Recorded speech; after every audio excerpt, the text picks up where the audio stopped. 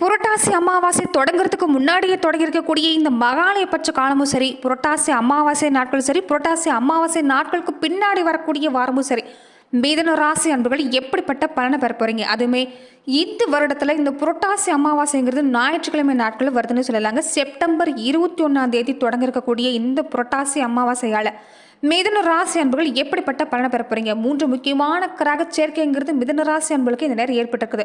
இந்த நேரம் ஒரு சில வழிபாட்டு முறைகளை நீங்கள் செஞ்சுக்கிறது நல்லது தான். பெரும்பாலும் அமாவாசை நாட்கள் சொன்னாலே ஒரு சின்னதாக மந்திரம் சொன்னால் கூட அதுக்கு ரெட்டிப்பான பலன் கிடைக்கக்கூடிய வாய்ப்புண்டு. பரிகாரம் செஞ்சுக்கிறது ஒரு நல்ல பலன் தான். அதனால தான் முன்னோர் வழிபாட்டை செய்யுங்க, குலதெய்வ வழிபாட்டை செய்யுங்கன்னு ஒவ்வொரு விஷயத்திலும் சொல்லுவாங்க. அதுலேயுமே இந்த அதிமுக்கியமான நாட்கள்ங்கிறது ரொம்ப ரொம்ப விசேஷம்னு சொல்லலாம். மிதுன ராசி அன்புகள் உங்கள் வாழ்க்கையில் பல தடை இருக்குது, பல பிரச்சனை இருக்குது, நிம்மதியான சூழ்நிலையில் எங்கே போனாலும் ஒரு பாதிப்பு இருக்குதுன்னு நினைக்கக்கூடியவங்க இந்த விஷயத்தை நீங்கள் செய்ய பாருங்கள். கண்டிப்பாக நல்ல பலன் கிடைக்கக்கூடிய வாய்ப்புண்டு. இதை நீங்கள் நம்பிக்கையோடு செய்கிறது தான் நல்லது.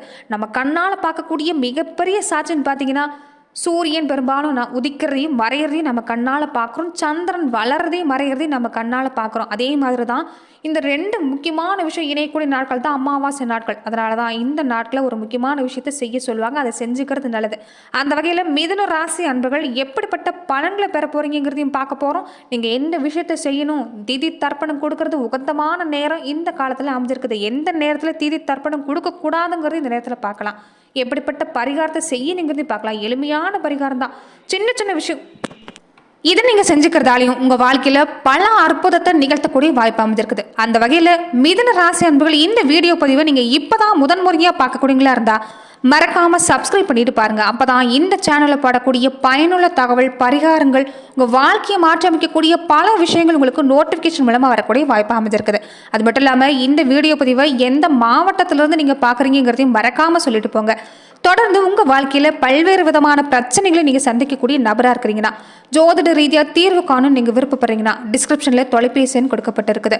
ஜோதிட ரீதியான சந்தேகமாக இருந்தாலும் சரி, உங்கள் வாழ்க்கையில் நீங்கள் சந்திக்கக்கூடிய எந்த விதமான பிரச்சனையாக இருந்தாலும் சரி, தாராளமாக தொலைபேசி மூலிமா தொடர்பு கொண்டு கூட உங்களுடைய பிரச்சனைகளுக்கு தீர்வு காணலாம். பெரும்பாலுமே நிறைய பேர் யோசிப்பீங்க, இந்த புரட்டாசி அமாவாசை நாட்களை அடிப்படையை வச்சு பார்க்குறப்ப மிதுன ராசி அன்புகள் எப்படிப்பட்ட பலனை பெற போறீங்கன்னு பார்க்கறதுக்கு முன்னாடி நிறைய பேரோட மனசில் இருக்கக்கூடிய கேள்வி என்னன்னு பார்த்தீங்கன்னா, இந்த திதி தர்ப்பணம் கொடுக்குறதால என்ன பலன் கிடைக்கும்? நம்ம வீட்டுக்கு வெளியில் பொறுத்த வரைக்குமே, அதாவது நீர்நிலைக்கு போய் திதி தர்ப்பணம் கொடுக்கறது நல்லது தான். முறையாக நீங்கள் சாஸ்திர சம்பிரதாயங்களை கடைப்பிடிச்சு திதி தர்ப்பணம் கொடுக்கறது நல்லது தான். ஆனால் என்னால் இந்த வருட காலத்தில் அப்படி திதி தர்ப்பணம் கொடுக்க முடியல, பல சூழ்நிலை காரணமாக நான் வீட்டில் இருந்தே தான் திதி தர்ப்பணம் கொடுக்கணும்னு ஆசைப்பட்றேன் அப்படி நினைக்கக்கூடியவங்களாம இருப்பீங்க. அவங்கள தாராளமாக செய்யலாங்க. அதாவது தேங்கி இருக்கக்கூடிய நீரில் தான் திதி தர்ப்பணம் கொடுக்கக்கூடாது. ஓடுகிற நதியாக இருக்கட்டும், ஆறாக இருக்கட்டும், கடலாக இருக்கட்டும், நம்ம திதி தர்ப்பணம் கொடுக்கலாம். அப்படி நீங்கள் எந்த விஷயம் செய்கிறதா இருந்தாலும் செய்ய பாருங்கள். இல்லை நான் வீட்டில் இருந்தே திதி தர்ப்பணம் கொடுக்கணும்னு ஆசைப்படுறேன்னு நினைக்கக்கூடியவங்களும் மிதுன ராசி அன்புகள் தாராளமாக கொடுக்கலாம். அதுக்கு நீங்கள் வீட்டை நல்லா சுத்தம் செஞ்ச பின்னாடி உடம்பு சரி மனசு சரி சுத்தமாக இருக்கணுங்க. கஷ்டப்பட்டுக்கிட்டு நீங்கள் இந்த நேரம் இந்த திதி தர்ப்பணம்லாம் கொடுக்கக்கூடாது. எந்த அளவுக்கு ஆத்மார்த்தமாக உண்மையான உணர்வோடு உங்கள் குலம் நல்லா இருக்கணும், குடும்பம் அடுத்த கட்ட வளர்ச்சி ஏற்படணும்னு நீங்கள் சந்தோஷப்பட்டுட்டு திதி தர்ப்பணம் கொடுத்தாலே போதுங்க, உங்களுக்கு சிறப்பான பலன் கிடைக்கக்கூடிய வாய்ப்புண்டு. அப்படி பார்க்குறப்ப வீட்டை நல்லா சுத்தம் செஞ்சுக்குங்க. நல்லா குளிச்சுட்டு சுத்தான பின்னாடி சூரிய பகவானுக்கு தண்ணீர் விட்டு வழிபாடு செய்யணுங்க. மகாலய அமாவாசை அன்னைக்கு யாருக்கு திதி தர்ப்பணம் கொடுக்குறீங்களோ அவங்களுடைய பேரை சொல்லி வீட்டு வாசப்படிக்கு வெளியே வந்து காசுன்னு சொல்லிக்கிட்டே எள்ளும் தண்ணீரை இறைக்க பாருங்க. ஏன்னா இந்த நாட்கள் ஏன் அவ்வளோ சிறப்புன்னு பார்த்தீங்கன்னா, மற்ற வருடங்கள் பொறுத்த வரைக்குமே, அதாவது இந்த வருடமாக இருக்கட்டும் மற்ற வருடமாக இருக்கட்டும், ஒவ்வொரு அமாவாசை நாட்களுமே வரக்கூடிய விஷயங்கிறது உண்டு தான். அமாவாசை நாட்களில் முன்னவங்க வழிபாடு செய்யுங்க, குலதெய்வ வழிபாடு செய்யுங்கன்னு சொல்லுவாங்க. நிறைய பேர் செஞ்சுருப்பீங்க. ஏன்னா அது நம்ம குடும்பத்துக்கு பொறுத்த வரைக்கும் நம்ம குடும்ப உறுப்பினருக்கு தான் நம்ம திதி தர்ப்பணம் கொடுக்கக்கூடிய பாக்கியத்தை பெறுவோம். ஆனால் இந்த மகாலயபட்ச காலமாக இருக்கட்டும், புரட்டாசி அமாவாசையாக இருக்கட்டும், நம்ம குடும்பத்தை சாராமல் இருக்கக்கூடியவங்க, நண்பர்களாக இருக்கட்டும், ஆசிரியர்களாக இருக்கட்டும், தாய் வழி சொந்தம், தந்தை வழி சொந்தம், யாருக்கு வேணும்னாலும் திதி தர்ப்பணம் கொடுக்கலாம். மகாலயபட்சங்கிறது கூட்டமாக வர்றது.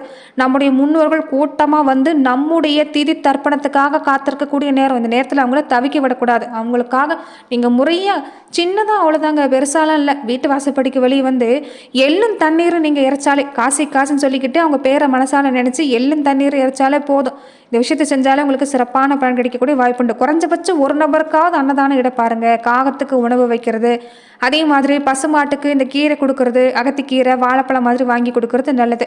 முடிஞ்சவங்க செருப்பு தானமாக தரலாம், கூடை தானமாக தரலாம், போர்வை தானமாக தரலாம். இந்த விஷயத்த எல்லாமே செஞ்சுட்டு வர பாருங்க, நிச்சயம் நல்ல பலன் கிடைக்கக்கூடிய வாய்ப்புண்டு. மிதுன ராசி அன்போல் இன்னொரு முக்கியமான ஒரு விஷயம் பார்த்தீங்கன்னா, நீங்கள் இந்த ராகு கால நேரத்தில் அதாவது இன்னொரு விஷயம் பார்த்தீங்கன்னா, இந்த நேரம் திதி தர்ப்பணம் குடுக்கறதுக்கு உகந்த நேரம் என்னங்கிறத முன்னாடி பார்த்துரலாங்க.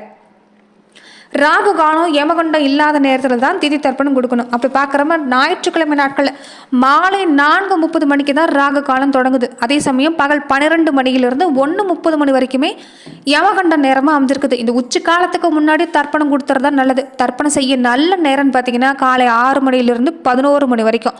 படையலிடுறதுக்கு நல்ல நேரம் பார்த்தாலும் காலை 11 மணியிலிருந்து பகல் 12 மணி வரைக்கும். பகல் 12 மணிக்குள்ளே படையலிட்டு வழிபட முடியாதவங்க பகல் 1:35 மணிக்கு பின்னாடி நீங்கள் முன்னோர்களுக்கு படையிலிட்டு வழிபாடு செய்யலாம்.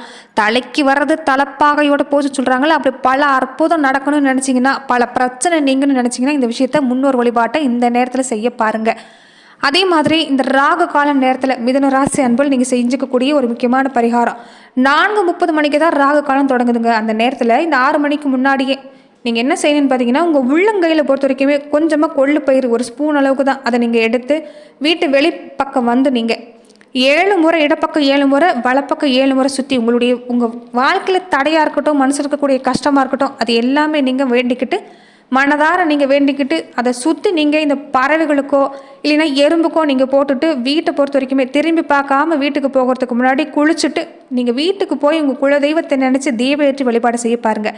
இந்த விஷயத்தை எல்லாமே செஞ்ச பின்னாடி மாலை நேரத்தில் 6 மணி வாக்கில் பொறுத்த வரைக்குமே வீட்டுக்கு பக்கத்தில் விநாயக பெருமான் ஆலயம் இருந்தாலும் சரி, சிவபெருமான் ஆலயம் இருந்தாலும் சரி, அங்கே தீப ஏற்றி வழிபாடு செய்ய பாருங்கள். கண்டிப்பாக நல்ல பலன் கிடைக்கக்கூடிய வாய்ப்புண்டு. இதை நீங்கள் நம்பிக்கையோடு செய்கிறது நிச்சயம் நல்ல பலனை ஏற்படுத்தி தரும். அடுத்த கட்ட வளர்ச்சியை ஏற்படுங்கிறது ஒரு உண்மைன்னு சொல்லலாம். தொடர்ந்து பார்த்தீங்கன்னா மிதுன ராசி அன்பர்கள் எப்படிப்பட்ட பலனை நீங்கள் பெற போறீங்கிறத பார்க்கலாங்க. ஜென்ம ராசியில் குரு பகவான் இருக்கிறாரு. குடும்ப பிரச்சனையை குறிக்கக்கூடிய நேரம்.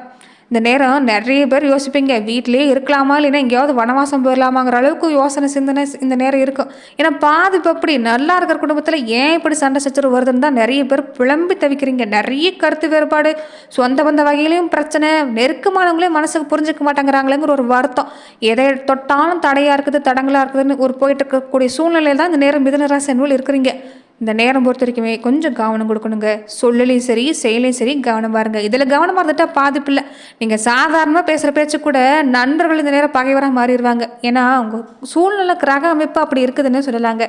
யாரை நம்புறீங்களோ இல்லையோ சொந்த பந்தத்தை கூட அதிகமாக நம்ப மாட்டீங்க, நண்பர்களை தான் அதிகமாக நம்பக்கூடிய உங்களுக்கு நண்பர்களே பகைவராக நிற்கிறாங்க. அதனால் கொஞ்சம் கவனம் பாருங்கள், பேச்சில் கவனம் பாருங்கள். வேலைன்னு வர்றப்ப இந்த நேரம் பொறுத்த வரைக்குமே உங்களுக்கு சிறப்பு தாங்க. கொஞ்சம் அனுசரித்து நடந்துக்கணும். பிரச்சனை சின்ன சின்னதாக கொடுப்பாங்க, அதை பார்த்து பயந்துடாதீங்க. வேலையில் கண்ணு கருத்து மாதிரி தான் சிறப்பாக இருக்குது. இந்த பணம் கொடுக்கல் வாங்கல் எல்லாமே இந்த இடையில இருக்கிறக்கூடியவங்களை நம்பி ஏமாந்துடாதீங்க. கொஞ்சம் கவனம் பாருங்க. புதுசாக வேலைக்கு முயற்சி செய்யக்கூடியவங்களா இருந்தால் இப்போதைக்கு வேண்டாம், இனி வரக்கூடிய நாட்களில் நீங்கள் செஞ்சுக்கிறது நல்லது. தொழில் வியாபாரம் சிறப்பாக இருக்குதுங்க. கருத்து வேறுபாட்டால் தொழிலில் பல பிரச்சனை சந்திச்சவங்களுக்கு கூட இந்த நேரம் சிறப்பாக தான் இருக்குது. நிறைய முயற்சி செய்ய போகிறீங்க. தடங்கள் இது எல்லாமே நீங்கள் போகுது. பொருளாதார சிக்கல் ஏற்படக்கூடிய வாய்ப்பு இல்லை. எதை செய்கிறதா இருந்தாலும் கொஞ்சம் நீங்கள் இந்த நேரம் ஒரு பொருளை கொள்முதல் செய்கிறீங்கன்னா கூட சந்தை நிலவரத்தை முன்னாடியே தெரிஞ்சுக்கிட்டு செஞ்சுக்கிறது நல்லது. விசாரித்து பார்த்துட்டு செய்ய பாருங்கள், சிறப்பாக இருக்குது. உற்பத்தி அளவை கொஞ்சம் இந்த நேரம் அளவாக வச்சுக்க பாருங்கள். மற்றபடி உங்களுக்கு சிறப்பு தான். கலைத்துறையை சார்ந்திருக்கக்கூடியவங்களுக்கு சிறப்பாக இருக்குது. அரசியல் துறையை சார்ந்திருக்கக்கூடியவங்களுக்கு சிறப்பாக இருக்குது. புதுசாக கடன் வராமல் இருந்துட்டாலே போதும், இருக்கிறத வச்சு நீங்கள் சமாளிக்கிறது தான் நல்லது. இந்த நேரம் வேணாம், இனி வரக்கூடிய நாட்களில் கொஞ்சம் வருமானம் பெருசாக இருக்காது. அதனால் புதுசாக இந்த நேரம் ஏதாவது முயற்சி செய்யுங்கன்னா பார்த்து அளவாக செய்ய பாருங்கள். அரசியல் துறையை சார்ந்திருக்கக்கூடியவங்களுக்கு இந்த நேரம் அப்படி தாங்க. கட்சியிலே உங்களை சந்தேகப்படுவாங்க. நீங்கள் என்ன தான் அந்த நேரம் பொறுமையாக பேசினாலும் சரி, பொறுமையாக இருந்தாலும் சரி, கொஞ்சம் உங்கள் மேலே வீண் பழி சுமத்துற மாதிரி தான் இருக்கும். அதனால் கவனமாக இருக்க பாருங்கள். முடிஞ்ச வரைக்குமே மற்ற கட்சிக்காரங்க உங்களை உள்ள இழுக்க பார்ப்பாங்க. அந்த வகையிலையும் கொஞ்சம் கவனம் கொடுக்கணும். மனசில் உறுதி விட்டுறாதீங்க. கொஞ்சம் இருக்கிற கட்சியிலே கவனம் கொடுக்க பாருங்கள். உங்களுக்குமே இந்த காலகட்டம் சிறப்பாக தான் இருக்குது. பெண்களாக இருக்கக்கூடியவங்களுக்கு எப்படி இருக்குன்னு பார்த்தீங்கன்னா, இந்த காலகட்டம் பொறுத்த வரைக்குமே பொறுப்பு கொஞ்சம் அதிகம் தாங்க. வீட்லேயும் சரி, வெளியில் வேலைக்கு போகக்கூடியவங்களா இருந்தாலும் சரி சிறப்பாக தான் இருக்குது. ஆனால் நல்ல முன்னேற்றம் இருக்கும். பெருசாக பாதிப்பு இல்லை. ஆரோக்கியத்துலேயும் பாதிப்பு இல்லை. நல்ல வேலை கிடைக்கும். திருமணமாக இருக்கக்கூடியவங்களுக்கு கருத்தரிக்கிறதுக்கு வாய்ப்பு இருக்குது. கருக்கு விட்டுருக்கக்கூடிய பெண்களுக்கு சுகப்பிரசவம் ஆகக்கூடிய வாய்ப்பு இந்த நேரத்தில் அமைஞ்சிருக்குது. கொஞ்சம் சிக்கனமாக இருக்கணும். புதுசாக கடன் வாங்குறத தவிர்த்துக்கணும். மற்றபடி உங்களுக்குமே சிறப்பாக தான் இருக்குது. கடன் வாங்கினாலுமே இந்த நேரம் நீங்கள் என்ன ஒரு பிரச்சனைன்னு பார்த்தீங்கன்னா, கடன் வாங்கினா அதை சீக்கிரம் உங்களால் அடைக்க முடியாது. அதுதான் பிரச்சனையே. சும்மாவே ஒருத்தர்கிட்ட நீங்கள் கையேந்து நிற்கிறது உங்களுக்கு பிடிக்காது. ஒருத்தர்கிட்ட ஒரு சொல்லு வாங்குறதும் பிடிக்காது. கடன் வாங்கிட்டிங்கன்னா அது எப்படியாவது கட்டணுன்னு தான் பாடுபடுவீங்க. மன உளைச்சல் அதிகமாகும். அதனால் கொஞ்சம் கவனம் கொடுக்க முடியாது. அதனால தான் கடன் வாங்குறது வேண்டாம். இருக்கிறத வச்சு சமாளிக்க பாருங்கள். கண்டிப்பாக உங்களுக்கு சிறப்பான பலன் கிடைக்கக்கூடிய வாய்ப்பு பொதுவாகவே இருக்குது. ஆண்களாக இருந்தாலும் சரி, பெண்களாக இருந்தாலும் சரி. பூர்வீக சொத்து பிரச்சனை கொஞ்சம் கொடுக்கும், ஆனால் நல்ல முடிவு தான் கிடைக்கக்கூடிய வாய்ப்பு இருக்குது.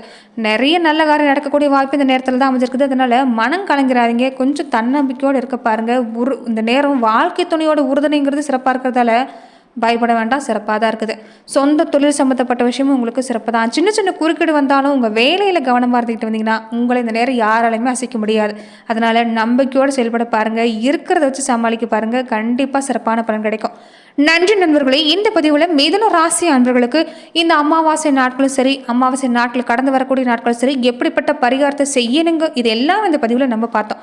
மேலும் இந்த மாதிரி பயனுள்ள தகவலுக்கு மறக்காமல் இந்த சேனலை நீங்கள் சப்ஸ்கிரைப் பண்ணிக்கோங்க, ஒரு லைக்கும் பண்ணிக்கோங்க, கூடவே நீங்கள் விருப்பப்படக்கூடியவங்களுக்கு ஷேரும் பண்ணிக்கோங்க. நன்றி நண்பர்களே.